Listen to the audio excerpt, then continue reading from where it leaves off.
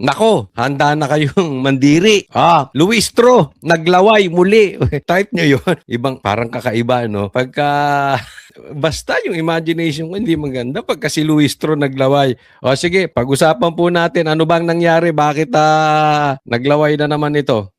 Di umano, di umano.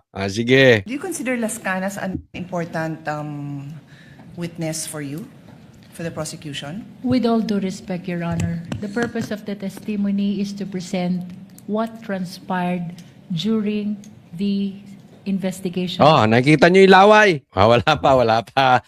Relax lang sa mga nag-aabang ng laway ni Luistro. Tinuturing mo bang yung witness na si Las Cañas importanteng witness? Yan ang tanong. Paikot-ikot pwede mo namang sagutin. Yes, importante siya. No, hindi siya importante. Hindi na makasagot ng tama si Luistro pa kung saan na napunta. Pero meron ako napansin dito kay Luistro, bago natin simulan. Para siyang laging magmo-modeling no? Kailangan talagang pak na pak yung pak dito ano? Yung pareha sila ni Risa, di ba? Alam mong atat na atat sa pansin. Atat na atat sa aruga. Parang gano'n Atat na atat sa himas. Hindi sa himas. Atat na atat sa... Alam mo, may mga ganyang babae. Yung atat na atat sa pansin. Pareha sila ni Risa Ontiveros. The Special Task Force as to whether or not what probative value it holds, it is not part actually of the decision of the prosecution, as what we are intending to do here is to present only what happened during the investigation of the NBI, Your Honor. Mr. Presiding Officer, the rules of evidence are very clear.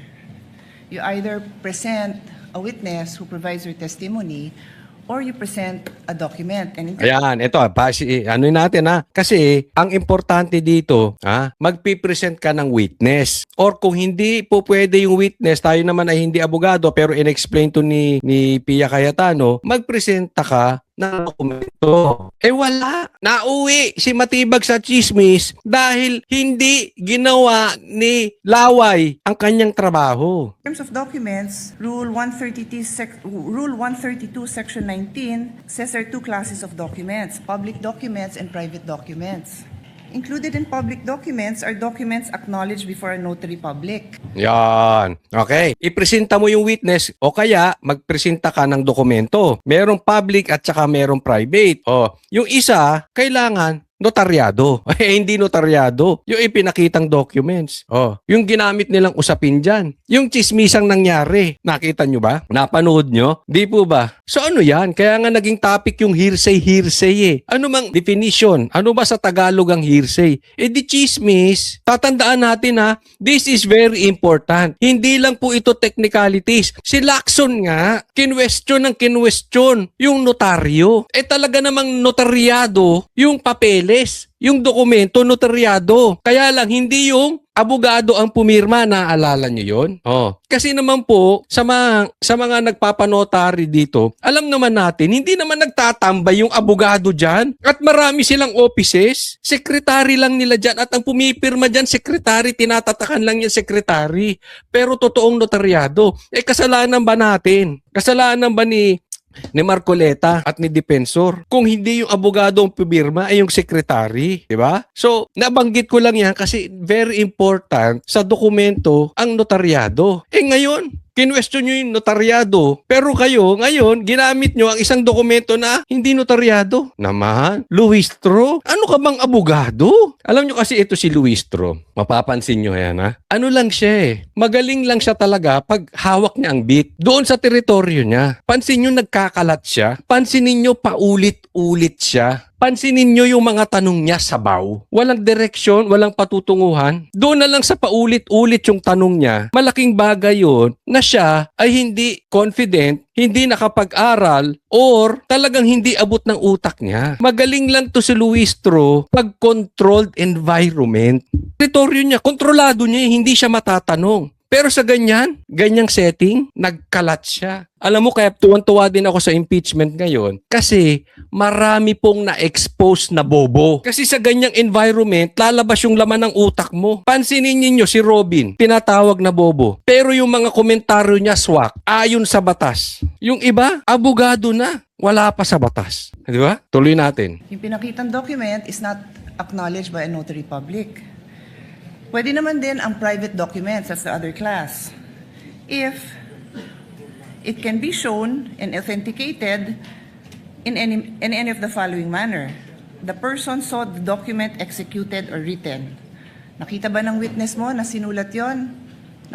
Nakita ba? Pwede daw ang private document kung nakita nung witness mo na si Matibag na isinulat yun. Hindi. Di ba? Alam mong yung nangyari dito? Nilagay ni Luistro sa alanganin sila Matibag. Nakita ba niya? Your Honor, we can... No, please answer. Nakita ba niya? Ganun kasimple. Nakita ba nung witness mo? Nalunok yung laway. Nakita nyo? Nakita nyo yung laway? Mabilis.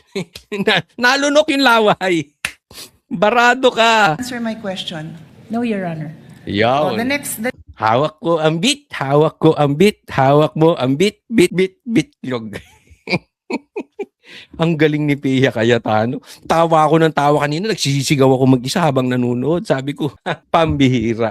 Aroy nako, 'di ba? Yung mga magagaling dahil nasa controlled environment, dahil sa teritoryo nila, lumabas yung utak. Siguro tayo, hindi tayo abogado, magkakamali tayo dyan. Pero yung nagpasok ka, abogado ka, nagpasok ka dyan ng kung ano-anong dokumento, hindi dapat. Alam mo nung bawal yun eh. Ang hilig nyo kasi, sa bendalo. Kala nyo lulusot kayo parati. Pangalawa, ang hilig nyo sa grandstanding. Makaharap ka lang sa camera, mame-ma lang na nakikita ka dyan. Mapak na pak mo yung pakpak mo dyan sa ano. Pero lumabas, sabaw. question. No, Your Honor. Oh, the next manner of authenticating by evidence of the genuineness of the signature or handwriting of the maker. The defense said ni walang original signature doon. Do you disagree with that? We don't, Your Honor. Okay. And the third, by other evidence So, sablay. showing its due execution and authenticity, did you provide? No, Your Honor. Okay. Kita mo, abogado yan. Nag-submit ba kayo nung kinakailangan? Hindi rin. So, sa madaling salita, bakit pinasok nyo yon? Pinasok nyo yung topic na yon. So simple lang, Mr. Presiding Officer, they're trying to prove something by showing a document that any law student, even yung mga kababayan natin na nakikinig na ngayon na ang dami ng alam sa procedure, will tell you na hindi acceptable yon.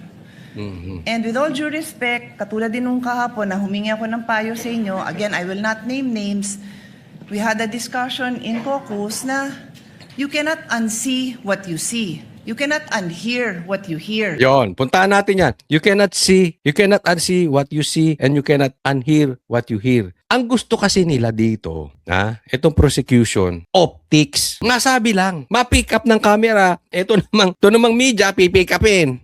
Tapos yung mga bobong vlogger na trolls, pipick upin. Ay, ang galing ni Luis to, ang galing. Kahit illegal, nagigets nyo? Diba? Ganyan yung style nila. Bakit ka magpapasok niyan na samantalang alam na alam mong mali? Abogado ka, kaya nga sabi ko, nilaglag nila dito si Matibag. Kung ako si Matibag, papagalitan ko tong mga animal na to. Nilaglag di ba? Sino napahamak dyan? Hindi si Matibag. Kasi pareha silang abogado Sasabihin ng tao, Matibag. Hindi niya alam ba't niya binabanggit yan. Pero nagpasok ito sila Luistro di ba? Well, anyway, ganyan ang gusto nila. Alam naman nila mali at illegal o wala sa konstitusyon yung kanilang ginagawa. Pero dahil ang kanilang target ay babuyin si BP Sara para bumaba ang ratings. Kaya lang, kabaligtaran po ang nangyayari. Bira sila ng bira. Sige, ganun lang. Alam po kasi ng mga abogado yan Sabi ko nga, even si Matibag, alam niya. Even yung abogadong nasa kabilang panig, alam yan. Alam yung style, pinalusot lang. Kaya nga sabi ni Cayetano, malilito mga law students sa inyo. Kasi yung mga law students nag-aaral, teka muna, mali ito, bakit pinasok? Di ba? O sabi niya nga, pati hindi law students yung mga alam na yung procedure dahil kakapanood. Mali Kung ordinaryong tao, kung law students, alam, hindi pa full-fledged abogado. Yung katulad ni Attorney Luistro, full-fledged abogado na. Bakit ginawa? Nagets niyo po? Hindi mo ginagawa ang trabaho mo, Luistro. So pinalabas yun. Wala akong problema na palabasin yon, pero do your job. and present the proper witness and the proper documentation to do that. Do your job. I'm addressing this, Mr. Presiding Officer, to us as a body. Kasi hindi tama yun. Tama yung sinabi ni Cayetano eh. Walang problema pinalabas nyo yan. Gawin nyo ng tama. Do your job. O di papuntahin mo dyan yung witness na yon para pagsalitain. Tama o mali? O ayaw mo papuntahin, pagawan mo ng dokumento nang naaayon sa batas. Huwag po tayong aasa sa bend the law. Kasi for me, bend the law is martial law. Desisyon tayo, you warn us, pero pinabayaan natin na makita yon. Minamarkahan pa, submarkings. What's the purpose of all that? May I respond, Your Honor? Not really. I don't believe that. Basag. Ay, type kita, Pia. Oh, gusto ko yung taray mong yan. Kasi ang tataray nitong mga to eh. Akala mo, ang genius. Oo. Pwede siyang genius. Yung genius na kulang-kulang. Ganon. Oh. Pero barado siya. Oh, again, nalunok ang lawa eh. I already question. answered. I already asked you the questions, and you had a chance to respond. Yes. I There give was you no the floor. question posed, sir. I was There's none, yes. telling the lead prosecutor. I move to my next point, Mr. Presiding Officer. Ay, nako. Kawawa, no? Kawawa. Woo! Ako'y natutuwa lang sa naging ganap ngayon eh. Desperation po itong plano ng kabilang kampo na nanggigipit sa political persecution po ang nangyayari.